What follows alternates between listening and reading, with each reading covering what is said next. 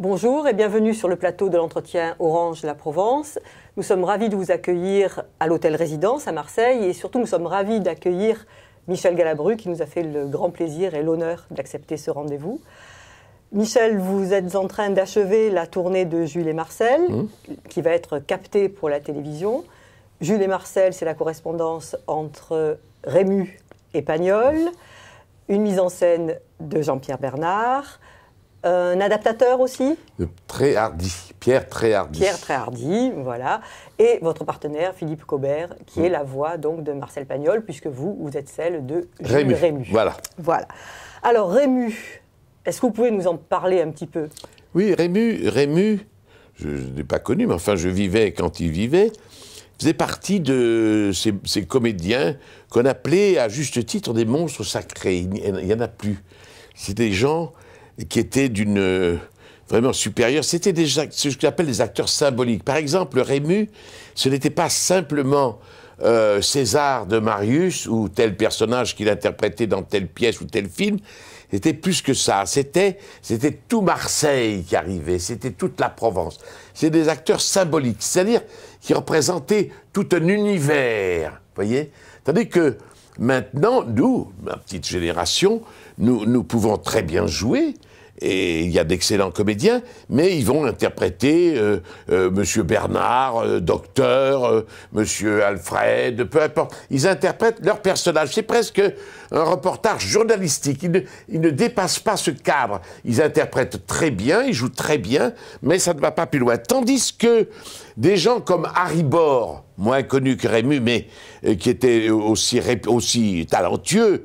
La preuve, c'est que Marcel Pagnol, quand Rému lui faisait des scènes ou des caprices, il le menaçait toujours de lui foutre Harry Bor dans les pattes, et l'autre en avait une peur bleue, parce que c'était un très grand, aussi un espèce de monstre sacré. À ceux qui ne le connaissent pas bien, prenez la cassette de Volpone, n'est-ce pas, il interprète avec Jouvet, Charles Dulin, c'est une distribution magnifique, et Fernand Ledoux, le marchand de Venise. Harry Bor symbolise tous ces marchands de Venise, toute leur cupidité, toute leur puissance, leur cynisme. Voilà. Il y avait aussi Michel Simon, avec qui j'ai eu le bonheur de tourner une fois. Je vous assure que quand j'ai rencontré, on se fait tout petit, parce que lui aussi, il trimballait avec lui tout l'univers. C'était des gens, si vous les rencontriez dans la rue, c'était pas des personnages que vous pouviez ordinaires, que vous pouviez croiser comme ça, sans qu'il y ait, vous n'ayez pas une sensation assez exceptionnelle. J'ai une vision encore de Rému rentrant à la Comédie Française, où il venait de signer, à Palan, avec toute la foule qui le regardait. Aucun acteur peut faire ça. J'ai aussi la vision de Sacha Guitry sortant des variétés après la représentation. On aurait dit Louis XIV qui sortait. Ça n'existe plus, tout ça. Voilà. Voilà ce que je veux dire. Est-ce que vous avez conscience quand même que pour toute une génération, vous êtes aussi, vous, un monstre sacré? Non, on n'est pas... Je refuse ce truc parce qu'il est faux. Il est absolument faux que nous soyons de cette dimension. Sinon, où situez-vous, Rému? Où situez-vous? Je vous assure, je les ai connus, c'est pas de la fausse modestie. C'est comme ça. C'est comme placeur à Palais de Chaillot, quand j'étais tout jeune, il m'est arrivé de côtoyer De Gaulle, le géant. Bon, il m'a regardé comme une crotte de chien. Mais j'ai été écrasé. Il y a une chose qui est très mystérieuse, c'est la présence. Vous savez, De Gaulle n'était pas aimé ni par Roosevelt, il était rejeté, ni par Churchill au départ. Qu'est-ce que c'était, De Gaulle? Un petit général, même pas nommé. Hein, il a été nommé, il était prévu qu'on allait le nommer général de brigade. Quand il est parti à Londres, je ne crois pas dire de grosses bêtises, ou en tout cas, c'était un jeune général tout frais et moulu. Voyez, vous allez devant Churchill, devant les chefs d'État, qu'est-ce qu'il était? Eh bien, il s'est imposé parce qu'à la fin, il les a écrasés par sa présence. Il a pu faire des bêtises politiques, mais c'était une telle personnalité. Et ça, c'est mystérieux, cette chose-là. C'est mystérieux, la présence. Ça ne s'explique pas. Une fois, il y avait Jean Gabin qui était comme ça aussi. Vous savez, au théâtre, il jouait La Soif de Bernstein, aux Ambassadeurs. J'étais dans le public. À un moment donné, il faisait semblant de mourir, de s'étrangler. J'ai failli appeler un médecin tellement c'était vrai. J'ai eu peur. J'ai dit, mais attention, il ne joue plus, vous voyez. Ouais. J'ai vraiment ressenti ça. Je ne crois pas qu'il y ait des acteurs actuellement. Il y a de très bons acteurs, et en ce moment, il y a des gens remarquables. Il y a Michel Bouquet, il y en a un tas. Mais je ne veux pas... Je ne crois pas que ce soit cette dimension-là. Vous avez joué les plus grands rôles, vous avez tourné avec d'immenses réalisateurs. Vous êtes aussi maintenant un patriarche, puisque deux de vos trois enfants un des plus vieux comédiens peut-être de France à l'heure actuelle, vivant. Oui. C'est vous dire si je suis en danger. Hein. Mais non, mais non. Bah oui, mais non. Donc deux de vos enfants ont suivi vos traces. Vous avez aussi embarqué dans l'aventure votre frère, qui a été... vous lui avez inoculé des planches. Alors, de quoi est-ce que vous êtes le plus fier? D'avoir transmis cette passion, d'avoir eu un César, d'avoir eu un Molière, d'avoir côtoyé tout ce beau monde et d'avoir fait la carrière que vous avez? Fier, non. Je pense, j'étais fier, vous savez, de choses très simples. Je me suis fier d'avoir fait une famille, d'avoir fondé une famille, d'avoir des enfants, des petits-enfants, dont certains sont très brillants, alors que j'étais un cancre. J'ai ma petite fille, Sophie, qui est licenciée en philo et licenciée en droit, elle a 20 ans. Pas d'où elle sort, ou de quel ADN mystérieux, puisque j'étais un camp, peut-être le bon père qui était brillant, voilà. J'ai des petits-enfants comme ça qui sont très brillants, tous les trois. D'ailleurs, les trois de mon fils sont des gens qui sont toujours premiers en classe, toujours, heureusement d'ailleurs, parce que leur avenir est presque assuré, comme ça.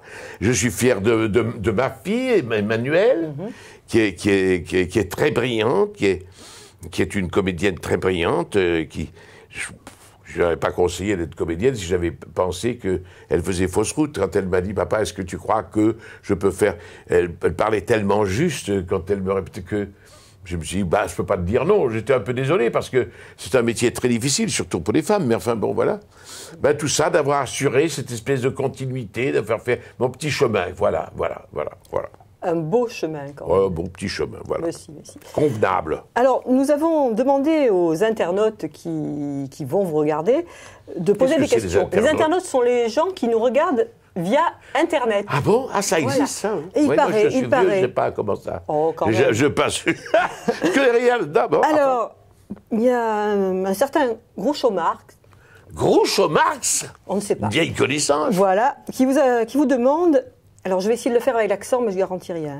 Avez-vous toujours peur du Nord? Ça les amuse, ça. Oh non.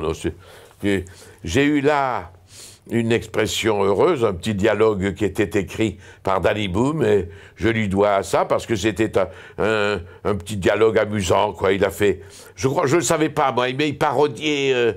comme Marlon Brando, paraît-il. Ouais, moi, je m'en suis pas aperçu. Il m'a fait parler, il m'a fait dire son truc. Ça a été très rapide, d'ailleurs, parce qu'on n'a même pas recommencé. Il m'a fait faire une ou deux fois, et voilà. Ça a été une expérience très agréable, parce que Danny Boom est un type très gentil, très agréable. Et je voulais pas faire ce film, parce que j'avais un jour de tournage. J'étais, je sais pas où, dans les Alpes.